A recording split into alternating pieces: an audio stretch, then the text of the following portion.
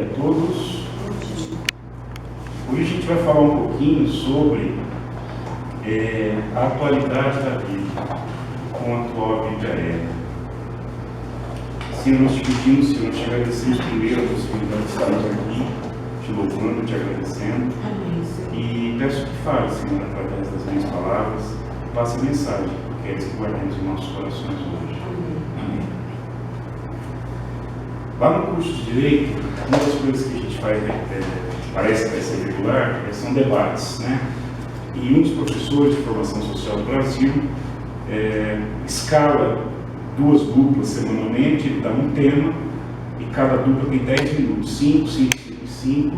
Uma dupla vai defender aquele tema, outra vai fazer a antítese.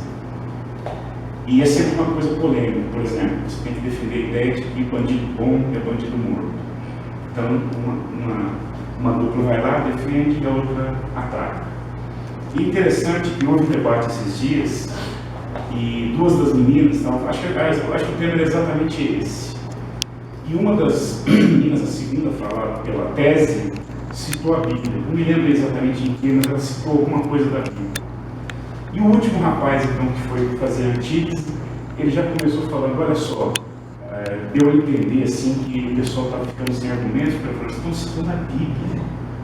Vejam o quanto nós já evoluímos desde aquela época. E eu quase ri, né? Mas não tem nada com isso, o debate é dele. Então eu fiquei pensando, o que esse rapaz acha que a Bíblia é, né? Ele acha que a Bíblia é uma coisa que alguém escreveu 2000 anos atrás e foi para uma estante.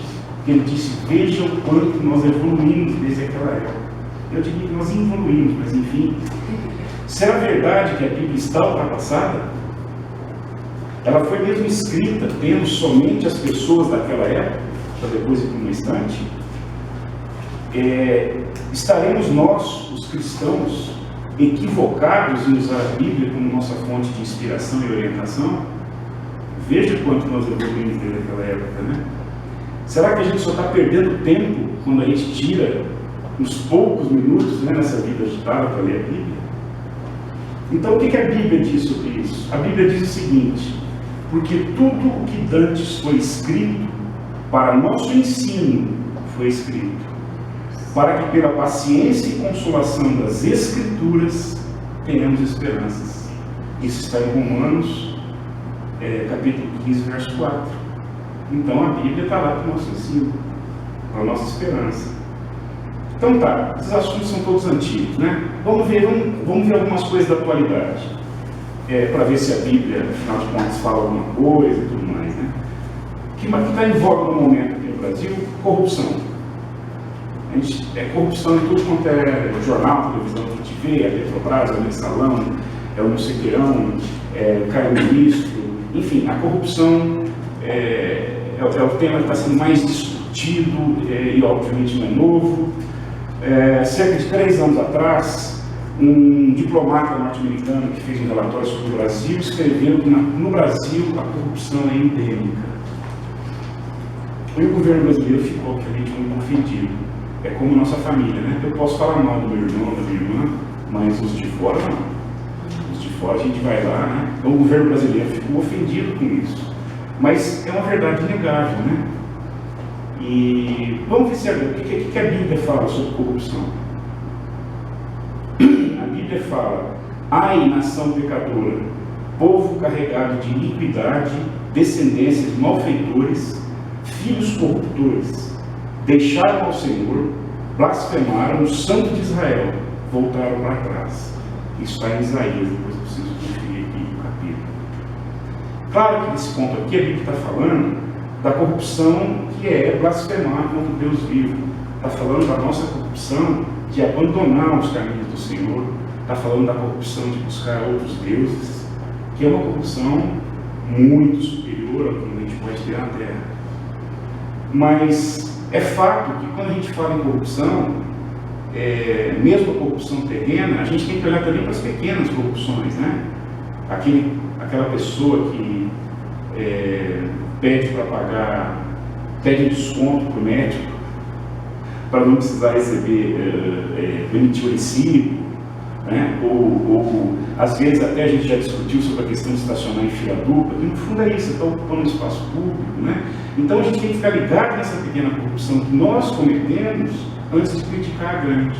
Mas temos que ter em mente que a corrupção maior que nós podemos cometer é blasfemar contra Deus, é adorar outros deuses, entre eles o dinheiro, porque é o maior competidor de Deus hoje em dia, e para evitar isso, seguir os caminhos do Senhor. Então a Bíblia fala assim sobre corrupção.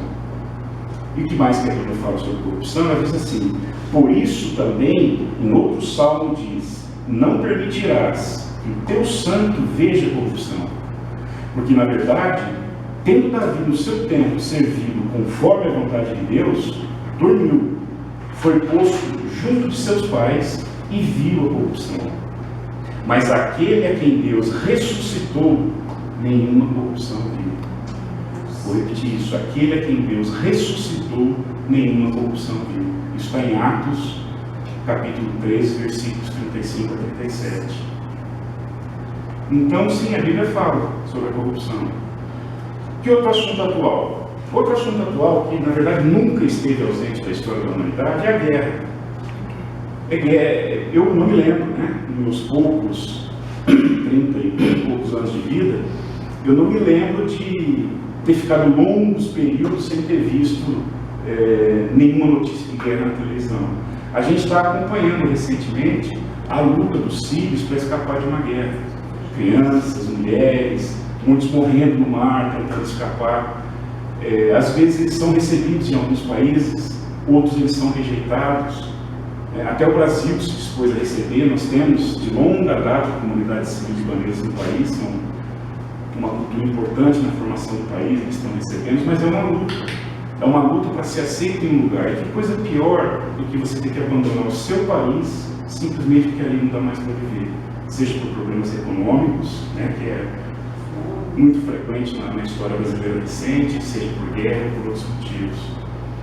E no dia a dia, não só da guerra física a gente tem que escapar. Nós, cristãos, estamos sempre incluídos ou participando de uma batalha espiritual. No dia a dia a gente também tenta escapar dessas atribulações que são espirituais. Nós somos, às vezes, em última análise, às vezes a gente está buscando refúgio, nós somos refugiados espirituais às vezes, principalmente quando nós estamos afastados de Deus. Assim como eles pedem asilo, eu no tempo que eu fiquei na Inglaterra, eu trabalhei durante uns 2 anos como intérprete, e na boa parte dos casos que eu trabalhei era para traduzir para pedidores de asilo que estavam na Inglaterra. Então a gente entrava em contato, a maioria deles da África, a gente ficava em contato com as realidades assim cruéis, né, que estavam acontecendo. E essas realidades cruéis às vezes nos alcançam, nós passamos a ser pedidores de asilo espiritual. Sem saber para onde correr em busca de ajuda. E o que a Bíblia fala disso? A Bíblia diz o seguinte, também em Isaías: e haverá um tabernáculo para a sombra contra o calor do dia, e para refúgio e esconderijo contra a tempestade e a chuva. E Salmos 9, capítulo 9, versículo 9 diz: o Senhor será também um alto refúgio para o oprimido, um alto refúgio em termos de angústia. E no Salmo 119, que eu vou ler brevemente aqui, mas só o 114, tá? Tu és o meu refúgio e o meu escudo, espero na tua palavra. Espero na tua palavra. Então, estamos falando da palavra da Bíblia, aquela da qual nós já evoluímos tanto nesses últimos milênios, né? Então tá, você já falou de corrupção, já falou de refugiado, mas vamos pegar um tema atual mesmo. O que a Bíblia diz sobre tecnologia? O que a Bíblia fala sobre computadores, TI, nossa gênia da informática, e o melhoramento genético, e a construção de drones, que parece que vai ser um grande surto tecnológico do momento, já está sendo. O que a Bíblia fala sobre isso? O que a Bíblia fala sobre o WhatsApp? É certo que Moisés não ia poder prever nada disso, não é verdade? Moisés não podia prever. Eu poderia ser simplista e dizer, é verdade, Moisés não podia prever nada disso. Mas vamos conferir primeiro. Em Colossenses, capítulo 2, versículos 2 e 3, diz o seguinte: para que os seus corações sejam consolados e estejam unidos em amor e enriquecidos da plenitude da inteligência, para conhecimento do mistério de Deus e Pai e de Cristo, em que estão escondidos todos os tesouros da sabedoria e da ciência. É claro que ciência, quando ele fala aqui, é ciência no sentido de estar ciente, de conhecer, de ter conhecimento. Ele não está falando no sentido de ciência científica. Mas esse conhecimento e essa sabedoria é necessário, são necessários para desenvolver todos os planos de Deus, inclusive os planos da ciência. Então observe que a Bíblia está falando de ciência. Mas isso também é dado por Deus. Nós estamos falando de coisas atuais, né? Claro, é necessário conhecimento científico, mas isso é dado por Deus. Paulo responde numa carta aos Coríntios: porque a um, pelo Espírito, é dada a palavra da sabedoria, e a outro, pelo mesmo Espírito, a palavra da ciência. Isso está em 1 Coríntios 12:8. E em Êxodo, já que a gente falou de Moisés, em Êxodo 35:31 diz: e o Espírito de Deus o encheu de sabedoria, entendimento, ciência e em todo lavor, trabalho. Então, sim, a Bíblia já previa que nós íamos precisar de conhecimento para desenvolver a ciência. E ainda somos alertados: desvia-te do homem insensato, porque nele não acharás lábios de conhecimento. Percebe? Não perca seu tempo com quem não tem nada a agregar para a nossa vida espiritual. E ainda mais uma coisinha que está em Hebreus 13:16: e não vos esqueçais da beneficência e comunicação, porque com tais sacrifícios Deus se agrada. Vou repetir esse: não vos esqueçais da beneficência e comunicação, porque com tais sacrifícios Deus se agrada. Comunicação. Portanto, se usado para fazer a obra, até o WhatsApp estava coberto. Não é? Então a Bíblia é atual, sim. E o comportamento? O comportamento muda com o tempo, né? Vamos falar de comportamento. O que a Bíblia diz sobre a depressão que assola o mundo de hoje? A maioria das pessoas desanimada, tomando toneladas de antidepressivos e ansiolíticos, uma tristeza assim concentrada, um olhar desesperançado para o futuro. Isso é uma característica da sociedade ocidental moderna. Eu acho até que é oriental e outros todos, mas enfim, né? São pequenas as comunidades isoladas pelo mundo aí que não padecem desse mal.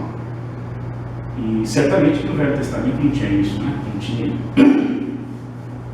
Talvez não, mas veja só. O mundo anda assim desanimado, muitas vezes triste, mas isso não é novo. No século XIX, o pessoal dizia que o mal do século era a tuberculose. Muitos escritores românticos morreram novos, com 20 e poucos anos de idade, inclusive alguns brasileiros, porque a tuberculose era o mal do século. Mas, na verdade, o diagnóstico que fizeram mesmo, que o verdadeiro mal do século era a depressão. Daí esse caráter depressivo ter ficado impregnado na característica das obras românticas, da época de Machado de Assis, aquele povo todo, Lord Byron na Inglaterra. Então a depressão foi o grande mal do século XIX no meio literário, por exemplo, no meio artístico. Então já retrocedemos 2 séculos. E se a gente for buscar, nós vamos encontrar a tristeza, o desânimo, a depressão, 5 séculos atrás, 10, 20, 30, não é uma característica nova. Está presente no mundo de hoje. Talvez antigamente a percentagem fosse menor, mas não é novo. E aonde que a gente deve buscar ajuda? O que é que nós podemos fazer para escapar disso? O que fazer quando nos sentimos esquecidos por Deus? A Bíblia diz o seguinte: pois o Senhor não rejeitará para sempre, pois ainda que entristeça alguém, usará de compaixão, segundo a grandeza das suas misericórdias, porque não aflige nem entristece de bom grado aos filhos dos homens. Isso está em Lamentações 3, de 31 a 33. E segundo Coríntios 7:10, diz: porque a tristeza, segundo Deus, opera arrependimento para a salvação, da qual ninguém se arrepende. Da salvação ninguém se arrepende, mas a tristeza no mundo opera a morte. Então nós devemos sim saber distinguir, né? Saber esperar em Deus com alegria, em vez de simplesmente sucumbirmos ao desânimo terreno. É uma coisa atual, mas a Bíblia já falava disso. E falava disso no Novo e no Velho Testamento. Há autores que tentam desacreditar a Bíblia, mostrando que há inconsistência histórica em algumas das histórias ali relatadas, em alguns dos dados. Como se a dúvida se Jesus nasceu no ano 3 ou nasceu no ano 4, ou se Moisés viveu 120 ou 122 anos, fosse relevante para o valor da palavra de Deus. A Bíblia não é um livro histórico. Desse tipo de livro existem milhões pelo mundo. A Bíblia não é mais um deles. O que a Bíblia é a transcrição da palavra de Deus. O que a Bíblia diz é como devemos viver no mundo para alcançar a vida eterna. Amém. O que a Bíblia mostra é o que fazer para sermos iguais a Cristo. Vocês e eu, que vivemos em 2015, queremos ser salvos, tanto quanto queriam ser salvos Abraão, Davi, Pedro e Paulo. E para isso só um caminho: seguir e divulgar a palavra de Deus. E é sobre isso que é a Bíblia, ontem, hoje e amanhã. Amém. Senhor, muito obrigado, Senhor, por sábias palavras. Muito obrigado pela mensagem que tu nos mandaste nessa manhã. E cada um de nós guarde na mente e no coração essa palavra. Continue a usar a Bíblia como orientação, porque ela é o único caminho para nos fazer entender o teu caminho que leva à salvação. E que nós sejamos sábios em viver por essa palavra e divulgá-la, como tu disseste a todos que deveríamos fazer. Nós te louvamos e agradecemos, Senhor, em nome de Jesus.